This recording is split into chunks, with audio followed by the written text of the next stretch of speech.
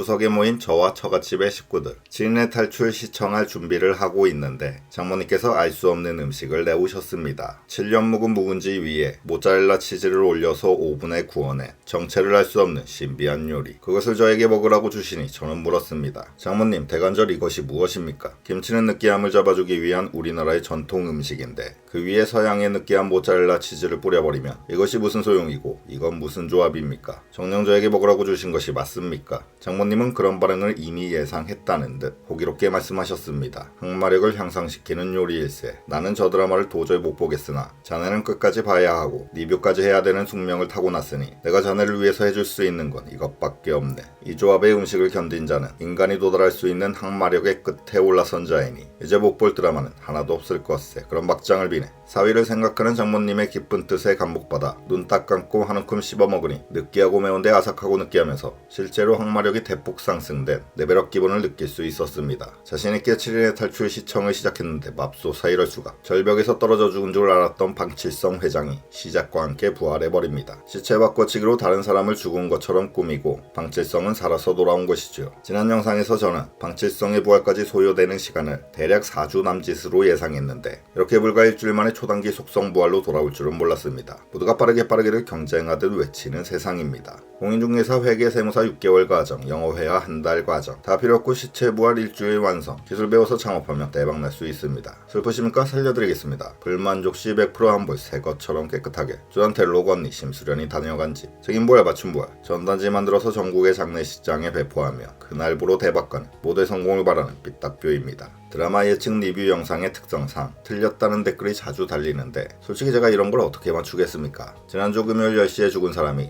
이번 주 금요일 10시 40분에 살아서 돌아올 거라는 걸 제가 감히 어떻게 맞추겠습니까? 저는 그냥 틀리더라도 꿋꿋하게 하겠습니다. 방칠성이 부활한 이유는 감옥에 있는 이위소를 꺼내주고 자기가 대신 들어가기 위함입니다. 딸과 방칠성을 죽였다는 누명을 쓰고 사형을 선고받은 이위소. 사람을 시켜서 이위소의 얼굴에 기름을 끼얹어 외부 병원으로 빼낸 후 자기가 이위소의 옷으로 갈아입고 감옥에 대신 들어갑니다. 말도 안 되는 상황인데 동료 재소자들과 교도관들은 아무도 모릅니다. 30대 이위소가 나갔다가 70대 이덕화 선생님으로 돌아왔는데 아무도 모릅니다. 다 속습니다. 도대체 어떤 성형외과가 이딴 짓을 한 건지 아무도 관심 없습니다. 눈썹만 봐도 갑자기 할아버지가 됐는데 그냥 다들 그러려니 합니다. 덕분에 자유를 얻게 된 이위소. 그냥 나간 게 아니죠. 이덕화 선생님이 주신 200억을 활용해서 방다미의 죽음에 가담한 7인의 악인들에게 복수를 해야 합니다. 제일 먼저 얼굴부터 바꾸는데 완전 망해버린 누군가와 달리 성형수술 대성공. 붕대 푸니까 엉기준 배우가 돼 있습니다. 이쪽 성형외과 의사는 거의 조물주 수준. 장인 정신이 장난이 아닙니다. 그렇게 외톨이가 된 이위소는 모바일 메신저 기업 티키타카를 설립해서 죽음의 게임을 시작합니다. 한모네를 전속 모델로 발탁한 후 한모네와 그녀의 팬들 33인을 제주도로 초청한 것이죠. 다미를 죽음에 이르게 만든 7인의 악인과 가짜뉴스의 악성 댓글을 달며 동조했던 사람들로 구성되어 있습니다. 즉 죽어도 싼 인간들. 제주도에서는 별거 없습니다. 먹고 마시고 춤추고 노래 부르고 지지고 볶고 싸우다가 어머나 웬일. 가짜뉴스 운영자였던 주용주가 제일 먼저 죽어버리네요. 걱정 안 하셔도 됩니다. 내일 모레쯤 살아서 돌아올 수도 있습니다. 수영작물은 제주 삼다수, PPL 광고와 함께 돌아올 수도 있습니다. 일단은 죽었으니 시체를 묻기 위해 드디어 문제의 외딴 섬에 들어가는 사람들. 배트리가 모든 과정을 다 지켜보고 있죠.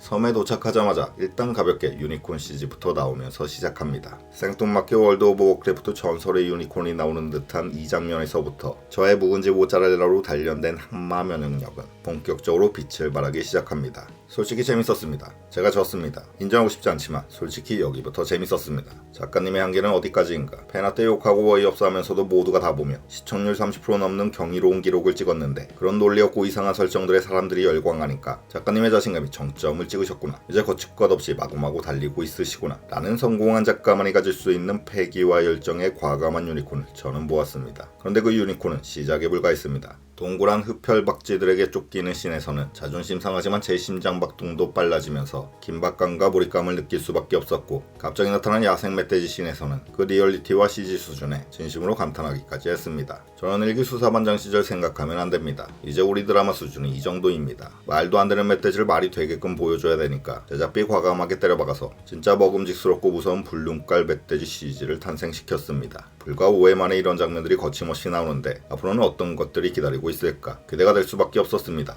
상상력의 제한을 없애고 예상해보니 별의별 장면들이 다 떠오릅니다. 어쩌면 아예 지구를 떠나는 게 진짜 7인의 탈출이 아닐까. 우주복 입고 우주선 타고 지구를 탈출하는 7명의 악인들, 그들을 쫓아 부랴부랴 우주로 떠나는 메튜리의 모습까지, 이런 정신나간 상상까지 해보게 됩니다. 시각 자극에 이어 심리 묘사까지 시청률에 도움될 막장 요소들은 다 들어있습니다. 악권은 바위를 바치고 있던 사람들의 극한의 눈치 게임. 손 떼면 다 같이 죽는 거죠. 실존주의 철학자 데카르트는 말했습니다. 나는 생각한다, 고로 존재한다. 김순옥은 말합니다. 나는 뗐다, 고로 튄다. 남이 죽든 말든 먼저 손 떼고 튀는 사람들. 오징어 게임적 요소까지 넣어서 한층 더 업그레이드된 막장 대본이 탄생한 걸 인정하지 않을 수 없었습니다. 이어지는 500ml 페트병 극한의 눈치 싸움. 그 작은 물 한 병을 나눠 마시기 위해 줄을 선 사람들. 술집에서는 빨리 안 마시면 언제까지 어깨춤을 계속 춰야 되지만 여기서는 다 마시면 큰일 납니다. 몰매 맞아 죽을 수도 있습니다. 그런데 우리의 막장기들을 실망시키지 않는 고명지가 종가에서 갑자기 벌컥벌컥 시원하게 원샷을 때려버리죠. 이제 죽어야 되겠습니다. 맞아 죽을 일만 남았는데 그때 두둥 의문의 남자가 등장합니다. 드디어 올 것이 왔구나. 당연히 메투리가 나올 거라 생각했는데 메투리가 아니었습니다. 복면을 쓴 의문의 남자. 눈은 메투리인데 얼굴은 메투리가 아닙니다. 화상 자국이 선명하게 남아있는 얼굴. 누구일까요? 이것은 그들이 보고 있는 환상일 거라 생각합니다. 실존하지 않는 인물인 것이죠. 환각 상태에서 섬에 들어와 유니콘과 오로라 등 진짜인지 가짜인지 모를 헛것을 계속 보고 있는 악인들. 그들의 죄의식이 투영된 인물. 그들이 이곳에 오게 된 이유를 상징적으로 보여주는 인물이 아닐까. 그래서 아직은 메투리가 되기 전 화상을 입은 상태의 이위소, 방담이의 아버지를 보여줌으로써 이 저주받은 섬이 왜 시작된 것인지를 상징적으로 보여주는 그들의 눈에 비친 일종의 환상이 아닐까 생각되네요. 물론 저만의 예상입니다. 맞출 자신은 없습니다. 이번에는 맞는지 아니면 또 틀리는지 함께 다음화를 기다려보시죠. 감사합니다.